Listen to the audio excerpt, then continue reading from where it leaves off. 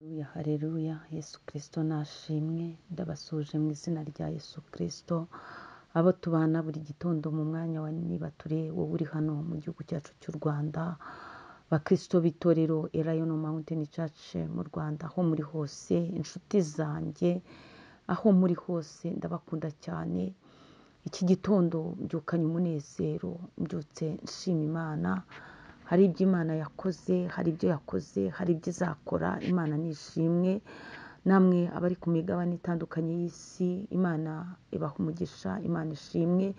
Byuka uhereza Imana icyubahiro, ubanze hose Imana muri byose. Iki gitondo twiragije Imana, muri uyu munsi tuwubanjemo Imana. Izinze ijoro, izinguye amanywa, ni umukozi w'umuhanga. Imana nishimwe, Imana ihabwa icyubahiro. Turacyari imbere y'Imana dusenga, jya ubanza Imana, ntihakagire ikikubuza kubanza Imana muri icyo cyumba cyawe, ujye ugisohokamo ubanje Imana. Iminota yose uzafata, igikuru ni uko uzajya wiyereka Imana. Imana ishimwe rero. Tubanje Imana muri iki gitondo, muri kumwe na Bishop Leonil, umushumba w'itorero Elayono Mountain Church mu Rwanda. Dukomeje kuba muri teme yacu ivuga ngo Imana ikoreshe izindi mbaraga ibimenyetso, ikoreshe izindi mbaraga ibimenyetso. Imana irabizi neza, ndetse nawe urabizi. Burya impamvu uriya mubyeyi wasengeye Ishiro, nyina wa Samweli, impamvu yabaye ikirangirire Hana, ni uko Imana yamuhaye Samweli. Ntabwo yari bugende ngo ajye mu rusengero ngo avuge ngo Imana yavuze ngo irampa umwana, impaye umwana, abantu bataramubona, bari buvuge ngo nay'ingumba. Rero nawe iyo Imana itaraguha ikimenyetso abantu bareba gifatika, ntabwo ibyo uvuga babyemera. Niyo mpamvu iyo uvuze ngo Imana nizeye ko izantabara, mu kuboko kw'Imana harimo byose, bakurebera mu gucanganyikirwa, bakavuga bati suriya avuga ko mu kuboko kw'Imana harimo byose, ko nta kintu iramuha ngo tukibone.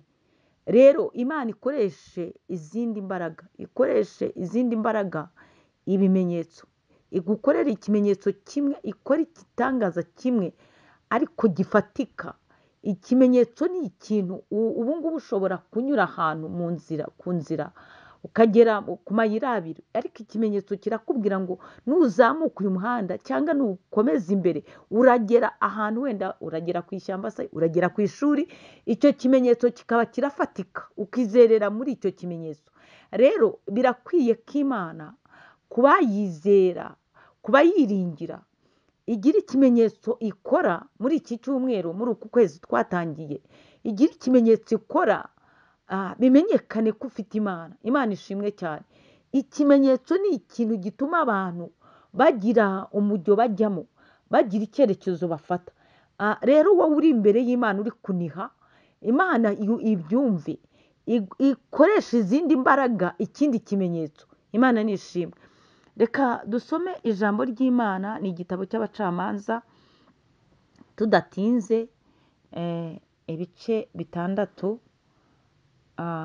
Durasoma ijambo ry'Imana, Abacamanza ibice 6 umurongo wa 17. Handitse ngo Abisiraheli baneshwa n'Abamediyani, Uwiteka ababwira impamvu.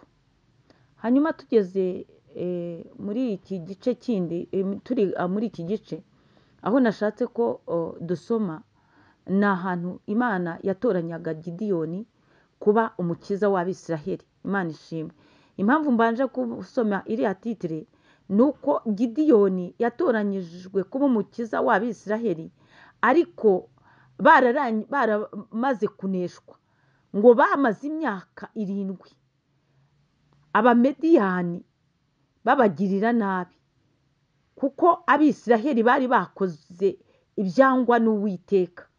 Nakubwiraga ngo mu bigerageza ubamo no mu bintu bidasobanutse ubamo, uzajya ubanza urebe ko atari wowe nyirabayazana w'ikibazo. Numara kubona ko utari nyirabayazana, noneho ujya imbere y'Imana nta mutima ugucira urubanza. Ariko nusanga ari wowe nyirabayazana w'ibigeragezo wicayemo, ujye uca bugufi usenga Imana uyisaba imbabazi. Ngo Abisiraheli rero bamaze iyo myaka 7 barimo kubabazwa n'Abamediyani. Iyo usomye usanga ngo iyo Abisiraheli bamaraga kubiba bamaze guhinga, batunganyije imirima, babibye, bateye imyaka yazamutse yagondoye, reba ibishyimbo bimaze kugira ibibabi 2 cyangwa 3, ngo Abamediyani ngo barazamukaga n'Abameleki, ngo bakaza bakabatera, ngo barangiza bakaribata imyaka yabo, ngo imyaka yabo bakayiribata, ngo bakayiribata bakayivunyanga, ngo babaga bameze nk'inzige. Imirima yose y'Abisiraheli nta Mwisiraheli wabibaga, nta Mwisiraheli wahingaga ngo azasarure. Barababonesha, barabababaza, barababurabuza. Nawe ntabwo nzi situwasiyo uhagazemo, ariko niba uzi ko nta mutima ugucira urubanza, nuhumura Imana izagutabara. Nibwo rero Uwiteka yagiye, barasenze, ngo baranishe. Icyo gihe Abisiraheli baranishe, Abisiraheli baraniha cyane, ngo bariheba cyane. Barangije batakambira Uwiteka. Mu gutakambira Uwiteka, Imana rero nibwo yatoranije Gideyoni kuba umukiza wabo. Imana ishimwe. Muri uko kubakiza Uwiteka yaje kuza mu ishusho ya marayika. Ngo icyo gihe ngo Gideyoni yari ariho ari kwisekurira ingano, ariko marayika w'Uwiteka aramubonekera, arangije aramubwira ati, Uwiteka ari kumwe nawe, wa munyembaraga we, ugira n'ubutwari. Ariko Gideyoni we kuko yari bucura, yirebye asanga nta mbaraga afite, ariko Imana iramubwira ngo genda uko imbaraga zawe zingana. Buriya iby'ibitangaza ni iby'Imana, iby'imbaraga ni iby'Imana. Icyo usabwa we ni ukugenda uko imbaraga zawe zingana, ukagenda uciye bugufi wihana. Imana nishimwe. Tugeze rero ku murongo wa 17, Gideyoni yasubizaga marayika w'Umwami Imana, aramusubiza ati, niba mpiriwe mu maso yawe, nyereka ikimenyetso kimpamiriza ko ari wowe tuvuganye. Gideyoni arongera aravuga ati, ndakwinginze ntuva aha kugeza aho ndi bugarukire nkuzanire ituro nkarishyira imbere yawe. Imana ishimwe. Gideyoni hari ikintu yasabye, yaravuze ngo nyereka ikimenyetso kimpamiriza ko ari wowe tuvuganye. Gusaba ibimenyetso ni byiza, ariko ugasaba ibimenyetso utari kugerageza Imana. Aha Gideyoni kubw'imibabaro y'Abisiraheli, kubwo kubabazwa cyane, niyo usomye bakubwira yuko ngo yari arimo gusekura izo ngano azihishe, ngo yasekuraga azihisha Abamediyani, kuko Abamediyani ntabwo bifuzaga ko barya. Abamediyani ntibifuzaga ko bagirirwa neza n'Imana. Abamediyani ntabwo bifuzaga yuko batera imbere. Abamediyani ntabwo bifuzaga ko bahinga ngo basarure. Abamediyani, yewe nawe muri iki gihe hari intambara urimo, hari abaguhagurukiye, cyangwa se hari ikigeragezo cyaguhagurukiye kitari kwifuza ko warya, kitifuza ko uhumeka, kitifuza ko utambuka.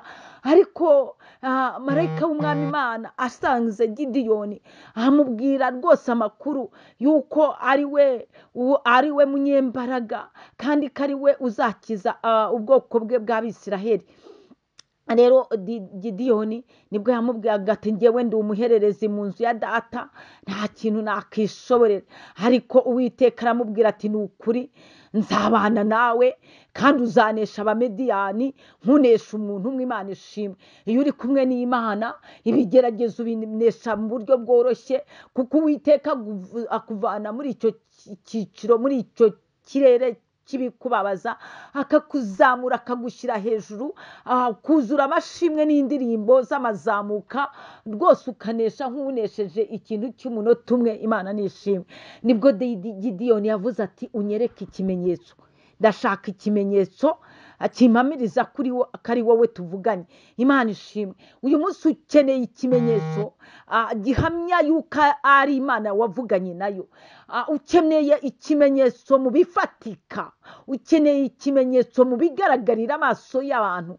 Erega hari ibimenyetso bicecekesha abantu.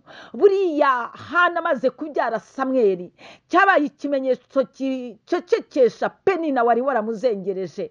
Nawe Imana yo dusenze muri iki gitondo, Imana twumvise imirimo yakoreye Abisiraheli, Imana twumvise yavuganye na Gidiyoni, ikukorere iguhe ikimenyetso gicecekesha indimi zose, gicecekesha amagambo, gicecekesha abagufasheho ijambo, mu izina rya Yesu Kristo.